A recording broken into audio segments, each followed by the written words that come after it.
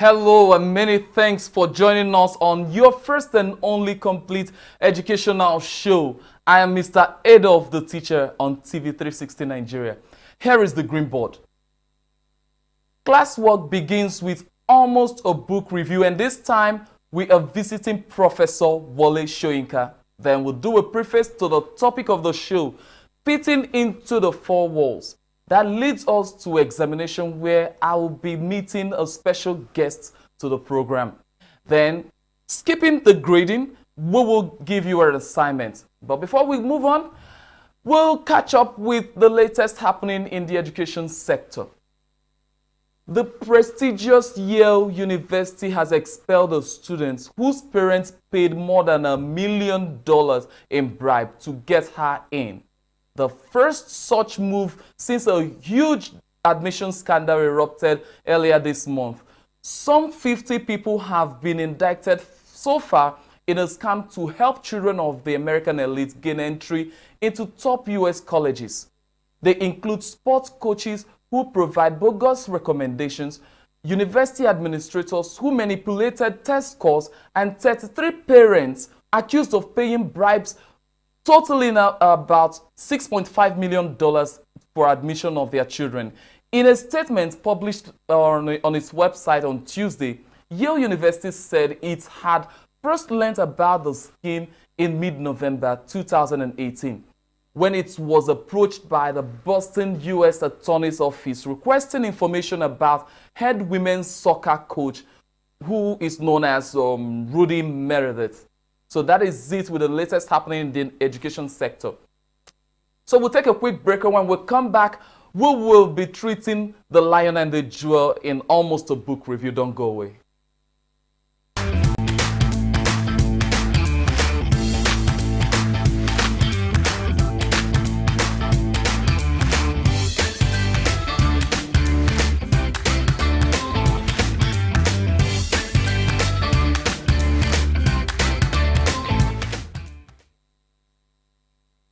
Welcome back.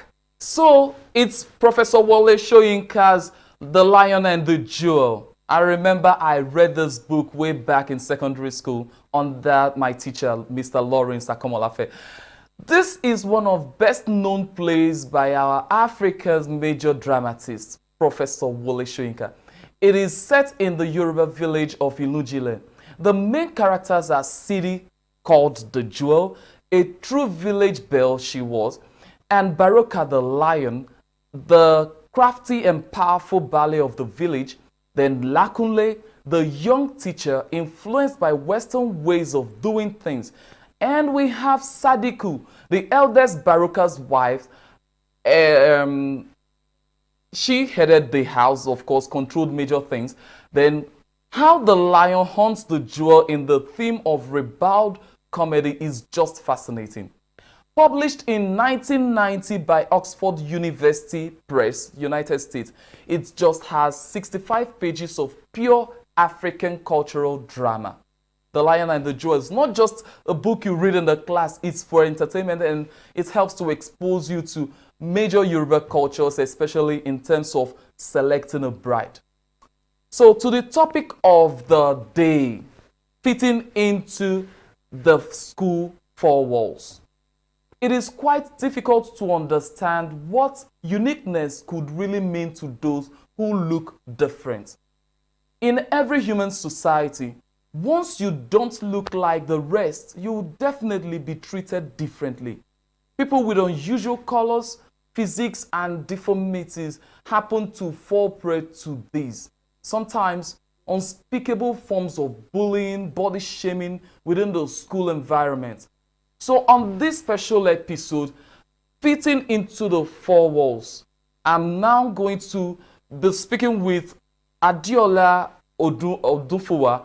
She is a food engineer, but a woman who has risen from the torment of body shaming and bullying because of her plus-size nature to becoming this strong, confident, and vibrant woman.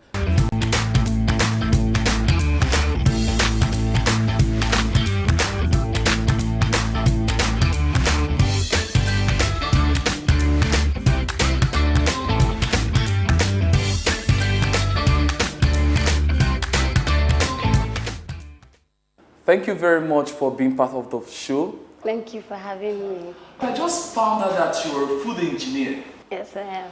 Tell us about food engineering.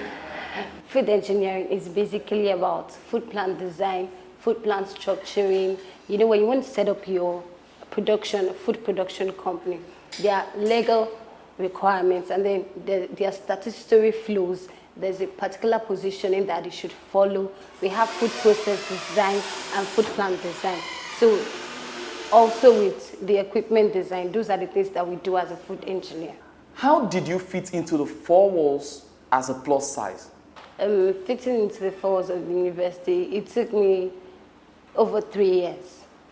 I got into school through pedigree, and then I just used to dress to cover my nakedness, not for any reason basically, and I struggled with acceptance. I wanted people to meet me, to know who I was, but just the size put a lot of people away. They were like, why you this big? You eat a lot. Sometimes I used to be so ashamed of myself, like I look horrible. It took me time, but I saw there was this particular video of Queen Latifah that I saw, and then I saw the Parkers, and I was like, if these babes can do it, what stops me from doing it? So I just had to look inward. I saw that they had something that other people didn't have, so I had to look inward and look at the strengths that I had. Okay, if plus size is going to be like a weakness for me, what other strengths do I possess? And so I just delved into loving myself, and from there I came out of it. It was not easy. There were days I had to fall back to depression, but it took time. Let's begin from the home, the streets, your immediate environment. How did you cope with bullying and body shaming while growing up? Definitely. When you're plus size, you're prone to stares. You know, if somebody says bad things at you, if they're all negative words at you, it's better than staring. You know, you would feel some people stare at you, and sometimes you have to be checking around. Is it that I have a slit on my skirt? Is it that I have a stain? Is it that my dress is torn? So many times, but I got used to it. On the home front, my mom is plus size, but she used to clamor, do you want to be as big as I am? Cut down on this, and I'm like, I'm trying, but it's not working. Were you bullied?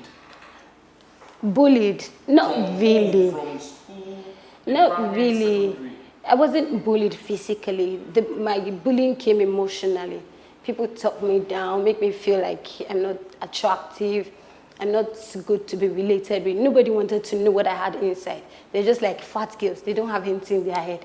And people used to have this preconception that if you are plus size, you're going to be dirty, you're not going to be smart, you'll be dragging your feet here and there and stuff. And were these assumptions true about you?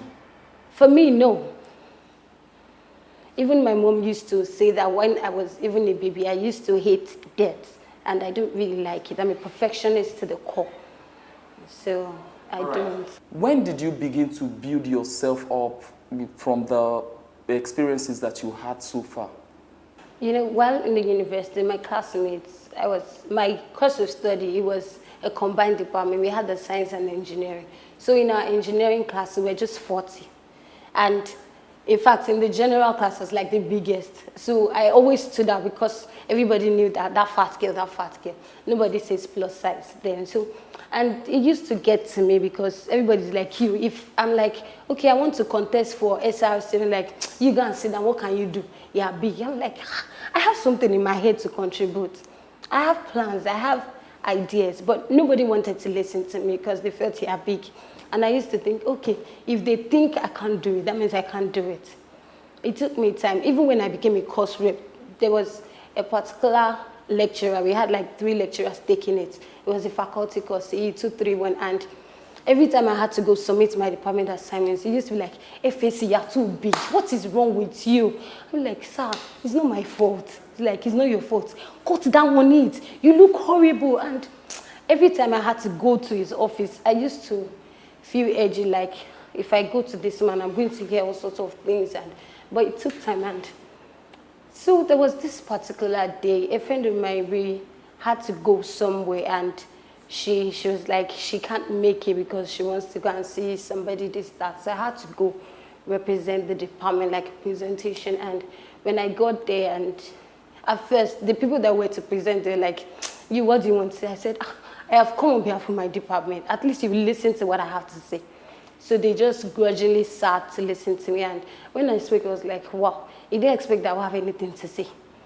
So where did body shaming drag you into? Did you begin to suffer setbacks in your academics? Well, at first, I wasn't really accepted because I was plus sized. People just wanted to attach because they knew I would come to class early. Because if I get to class late, nobody will want to adjust for me to sit. They'll say I'm going to push them out of the chairs. Wow. So I had to get to lecture. I was 30 minutes, 45 minutes to lectures. So I secure comfortable space. During my pedigree, I used to keep like 3 rows. That was where I had friends because I would be able to secure space. If I sit on the table, nobody will come to drag the space. Be like this guy. Nobody wants to sit around me. So those people from my church, just that everybody comes and they occupy the space. So while all these were going on, were there a time that you began to develop hostility, began to develop some certain strange attitudes toward other people because of these experiences that you had? Yeah, you know, it became a thing that I couldn't differentiate between those who were staring negatively and those who were actually admiring me. Because I didn't know which was which. I couldn't tell anybody's mind. I just know that if you're looking at me, why you? Sometimes I have to tell people, look once and look away. Oh. In fact, I started telling people that look once and look away. If you want to look, look with sense. You understand?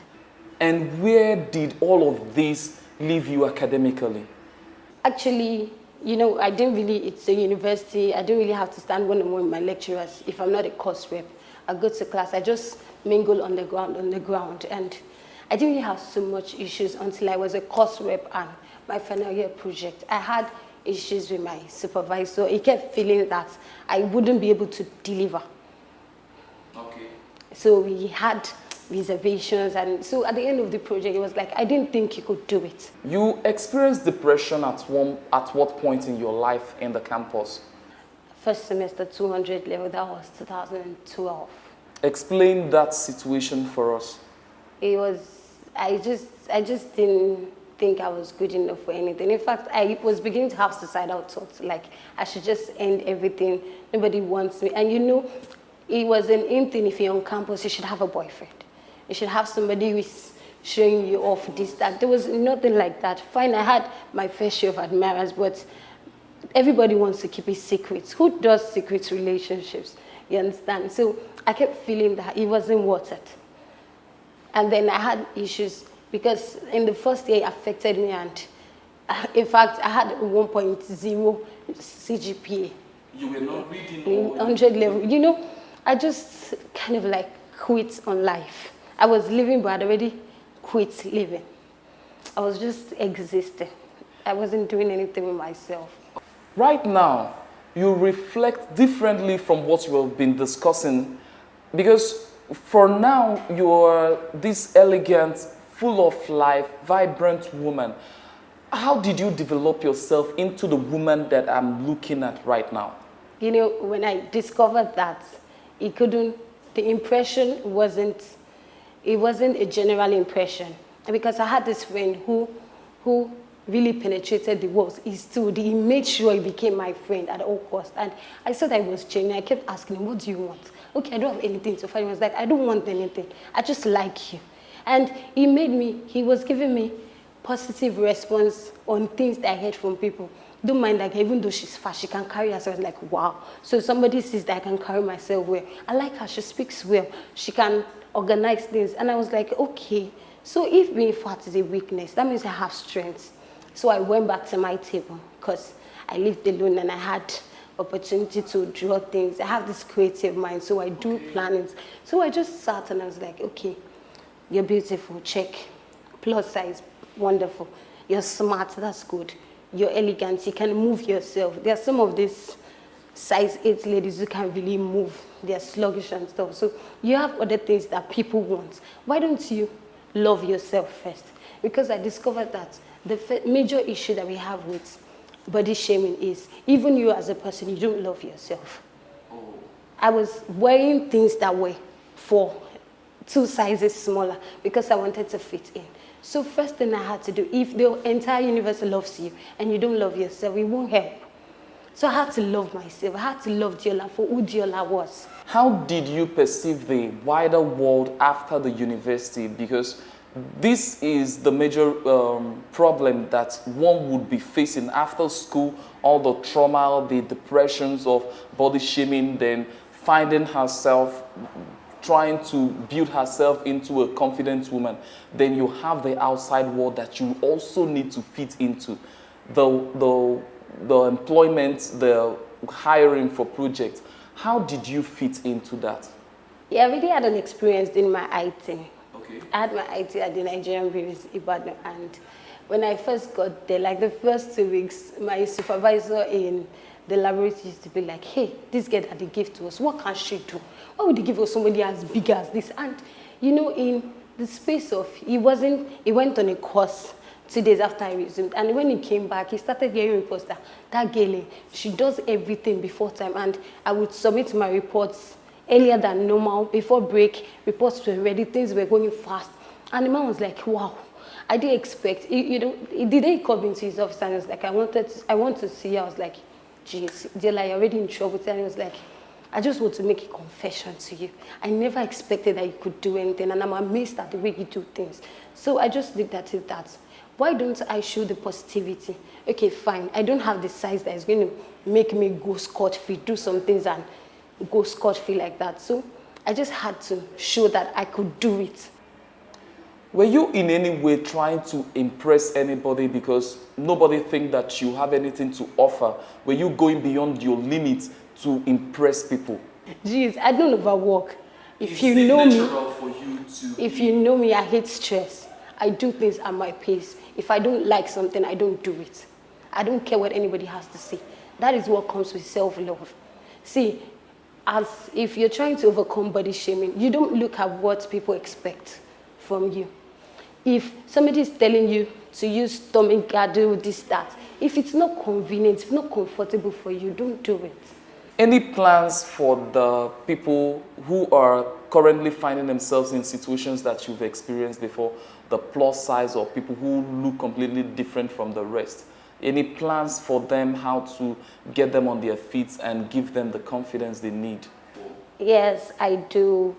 Doing service here, I just started just with the school where that was my PP. I just picked some of those ladies and we had to have discussions. So from time to time, I just go to some schools, volunteer, talk to the ladies, the girl child, that you can be who you want to be, irrespective of your size, irrespective of your background. I grew up in the slums. And sometimes when I tell my friends that I live in so place, people tell me that it's a lie, it's impossible, you can't. And I'm like, see, I'm proud of where I come from. And I'm proud of who I have become.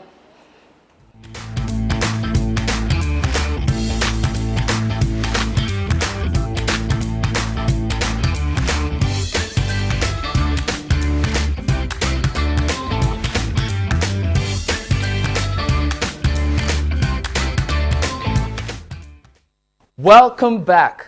You just heard it, how she transformed herself from the bullies that she experienced to the woman she is now. A lot of people are facing these challenges in one way or the other, and we deserve not to bully, but to lift others.